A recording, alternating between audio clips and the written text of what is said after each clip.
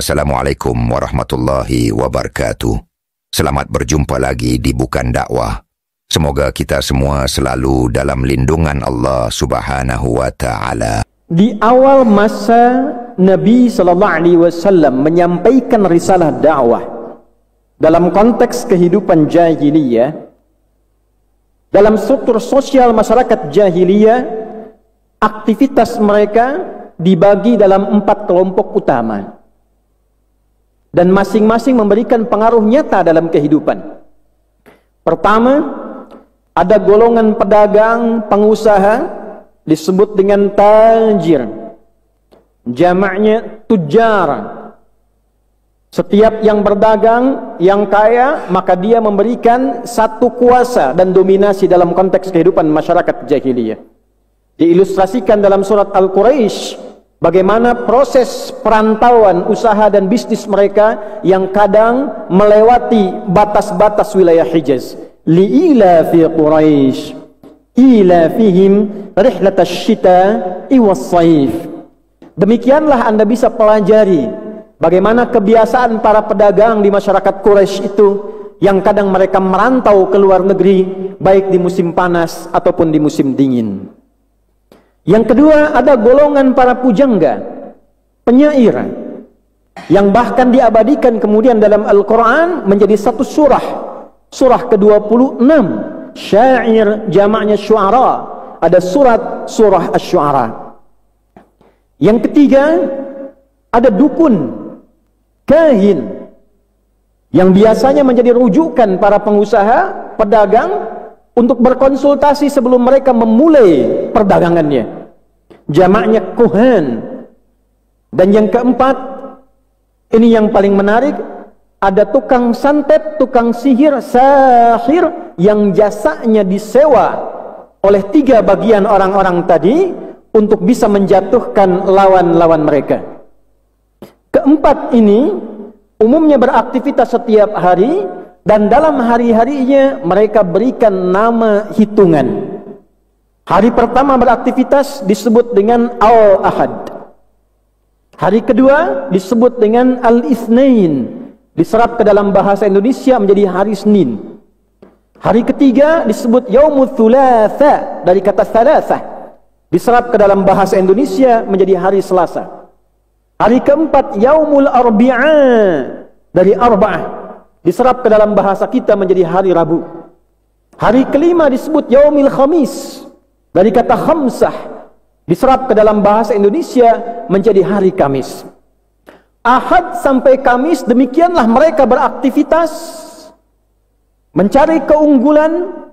Para penyair turun ke lembah-lembah, diabadikan dalam Al-Quran, wasyu'ara yattabi'uhumul ghawun alam tara annahum fi kulli wadin yahimun. Mereka menyebar dari Ahad, Senin, Selasa sampai dengan Kamis, turun ke lembah-lembah mencari inspirasi, mencari suasana yang enak untuk merumuskan syair-syair mereka, sehingga menjadi qasidah yang bagus diperdendangkan.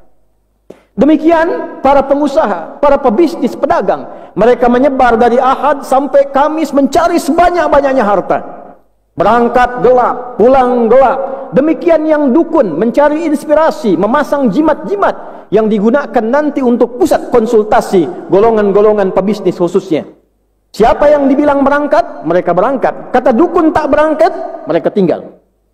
Demikian para penyihir menyiapkan mantra-mantra yang paling efektif supaya bisa jasanya digunakan oleh golongan pertama pada khususnya. Maka inilah yang terjadi dalam konteks kehidupan masa itu. Berangkat, kerja, kerja lagi, kerja lagi, dari mulai awal sampai akhir pekan. Untuk apa?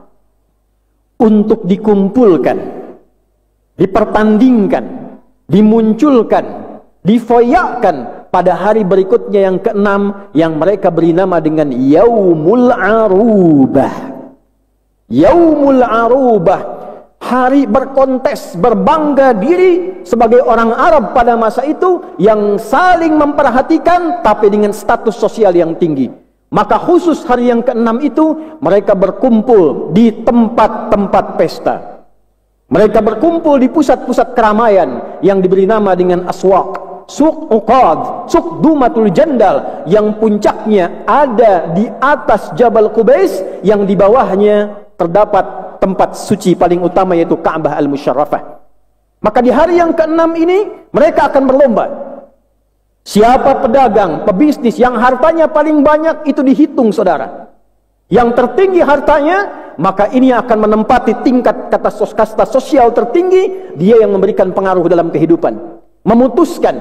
Itulah yang kita kenal, ada Abu Jahal di dalamnya, ada Abu Lahab di dalamnya. Mereka mengambil putusan. Parlemen dibentuk, yang sekarang lokasinya kurang lebih terletak di depan Masjidil Haram, searah depan-depanan dengan Hotel Hilton yang lama. Parlemen Quraisy berisi 100 orang. Demikian para penyair. Siapa yang syairnya paling bagus diperlombakan. 7 terbaik, maka akan ditulis dengan tinta emas, ditempelkan di dinding Ka'bah, disimak oleh banyak orang yang berputar, dikenal dengan Mu'allaqatis Saba'.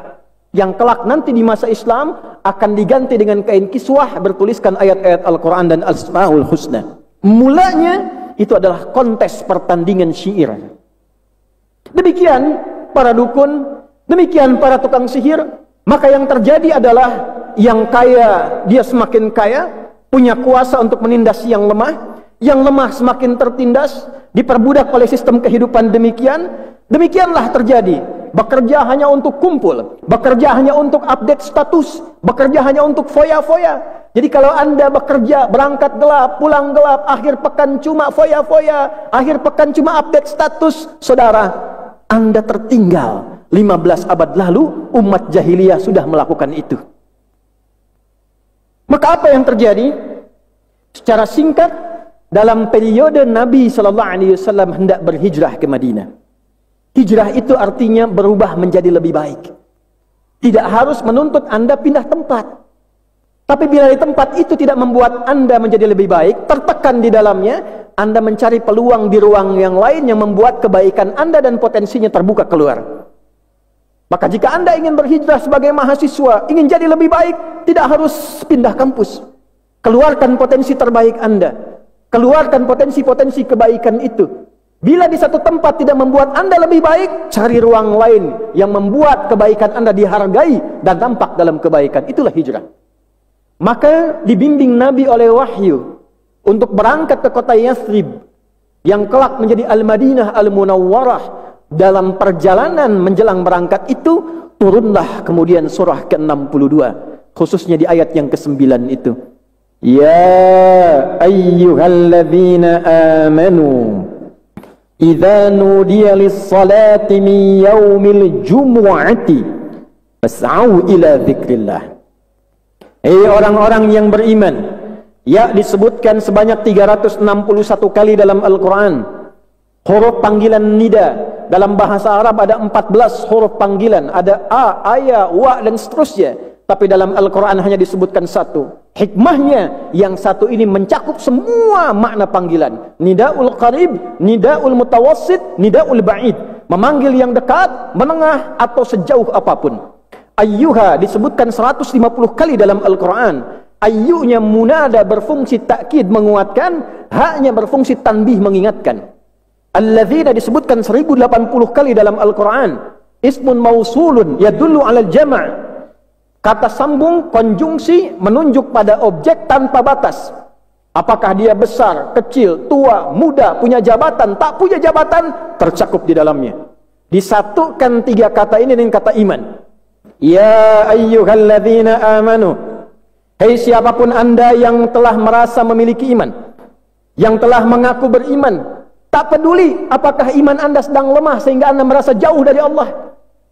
Iman Anda biasa-biasa yang saat dipanggil Jumat baru datang. Iman Anda kuat sebelum dipanggil sudah siap-siap. Saya ingatkan kata Allah. Saya kuatkan, saya tegaskan. Semua dipanggil tanpa kecuali. Tak peduli status sosialnya. Apakah pejabat, apakah rakyat, apakah rektor, apakah dosen, apakah mahasiswa. Sepanjang punya iman disamakan oleh Allah Subhanahu wa ta'ala. Aku berikan informasi menjadi ciri khas dan karakter orang beriman yang ketika itu dikerjakan, iman yang lemah bisa menjadi kuat, yang jauh dari Allah bisa dekat, dan dekat semakin melekat dengan Allah Subhanahu wa ta'ala. Jika ada ayat Al-Quran dibuka dengan kata ya ayyuhalladzina amanu, selain menjadi parameter keimanan kita, sekaligus menunjuk karakter orang beriman yang berbeda dengan orang yang belum beriman. Ya ayyuhalladzina amanu, hai orang-orang yang beriman, setelah Anda mengatakan beriman, buktikan keberimananmu dengan menunjukkan karakter iman. Iman itu membawa pendidikan karakter, memunculkan sinyal yang beda. Ada sinyal dalam kalbu kita, masuk ke dalam pikiran kita, diperintahkan ke dalam bagian tubuh kita, dari karakter moral, karakter takwa, karakter intelektual, menuju karakter kinerja. Jadi orang punya iman itu akan beda berperilakunya dengan orang yang belum punya iman. Memandang dengan iman, memandang tanpa iman, itu berbeda. Kullil mu'minina yaghuddu min absarihim. Katakan bagi yang telah memiliki iman para lelaki, cara pandangmu akan berbeda, karena imanmu akan membimbing matamu bagaimana cara memandang. Oleh karena itu orang punya iman tak semua bisa dipandang. Yang menurut imannya tak baik, dia akan tinggalkan karena mencelakakan pada dirinya. Bicara pakai iman, berjalan pakai iman, belajar pakai iman. Ayat-ayat tentang belajar, tentang analisis, tentang masuk kelas, dibuka dengan iman. Wa ma kana al-mu'minuna liyanfiru kaffah falawla nafara min kulli firqatin minhum ta'ifah liyatafaqahu fid din wa liyunziru qaumahum idza raja'u ilaihim la'allahum yahdharun. Dan tidaklah orang-orang beriman, pelajar beriman, mahasiswa beriman, dosen beriman, dia berangkat begitu saja. Dia punya nilai seperti pejuang fi sabilillah. Kalau meninggal statusnya syahid. Tapi bagaimana pelajar beriman itu? Dia serius belajarnya, dia serius mencernanya, dia pahami pelajarannya, dia bawa yang dia pahami untuk diajarkan kembali pada masyarakat kampungnya, sehingga semua merasakan hasil dari pembelajarannya. Duduk paling depan, bertanya bila tak paham, bukan datang paling belakang, kadang-kadang tertidur, titip absen, ujian baru baca sehari sebelum ujian. Itu bukan karakter orang beriman. Apa kaitan dengan Jumat? Idza nudiya lis-sholati min yaumil jumu'ah. Yang pertama kali diganti oleh Al-Quran, nama Al-Arubah diganti menjadi Jum'ah. Orang jahiliyah punya Arubah, maka orang beriman, dia memiliki nama baru oleh Al-Quran disebut dengan Jumu'ah. Apa itu Jumu'ah? Dia berasal dari kata Al-Jama', memiliki sifat tak marbutah di ujungnya menjadi karakter. Dia punya 3 arti. 1, berkumpul. 2, saling mengenal di antara yang berkumpul. Dan yang ketiga, saling mengisi, saling berintegrasi, dan saling membantu di antara yang berkumpul itu. Berkumpul, saling mengenal, saling mengisi, saling membantu, mengintegrasikan kemampuan di antara yang berkumpul itu. Jadi ketika orang-orang jahiliyah yang belum beriman mereka kumpul, umat Islam tidak dilarang kumpul, silahkan kumpul, tidak dilarang. Tapi jangan sampai kumpulmu tidak melahirkan karakter imanmu. Kalau cuma kumpul, ngobrol yang tidak ada manfaatnya, hanya update status, tunjukkan kemampuan sosialnya, orang jahiliyah sudah punya itu. Apa bedanya dengan orang beriman? Datang kumpul, dipanggil ya ayyuhalladzina amanu, diberikan apresiasi tinggi dengan iman kita. Karena itu para sahabat merasa bahagia, bangga ketika dipanggil dengan ya ayyuhalladzina amanu. Allah mengakui kita. Idza nudiya lis-sholati min yaumil jumu'ah, ayo datang kumpul.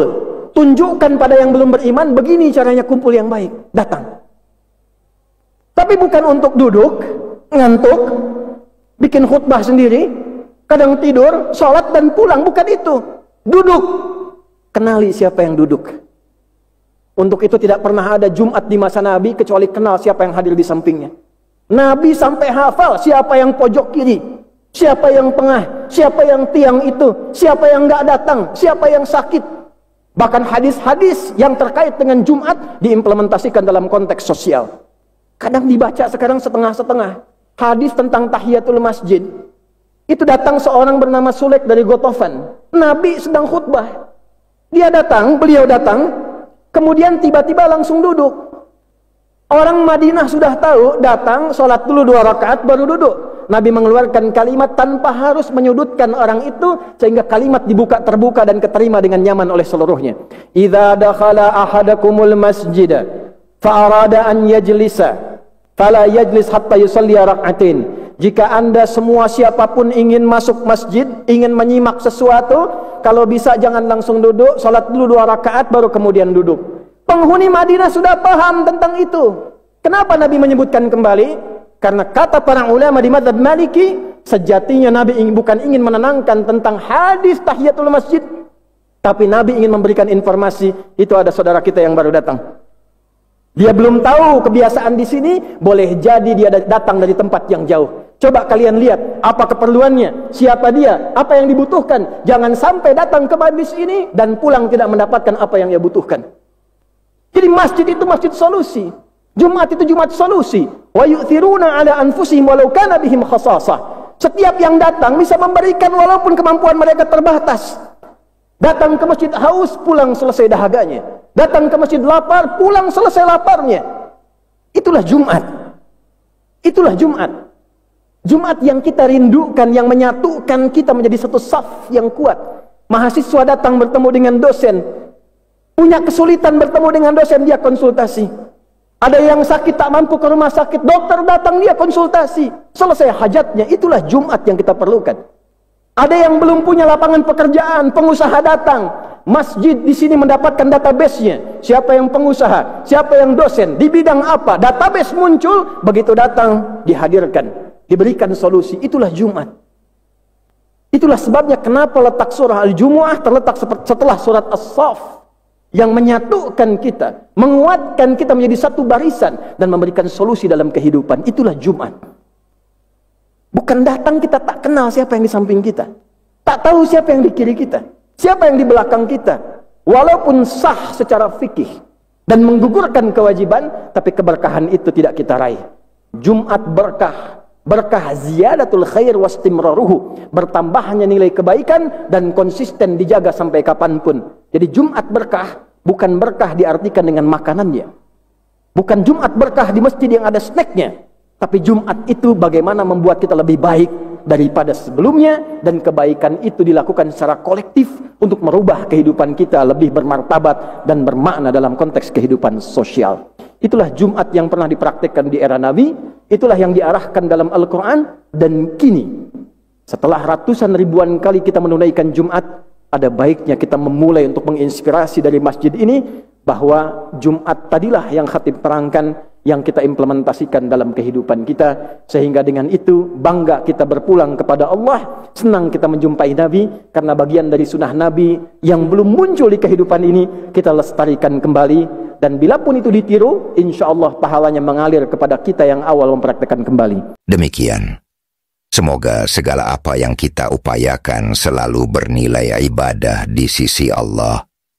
Jika video ini bermanfaat, silakan berlangganan, suka, bagikan, dan beri komentar. Wassalamualaikum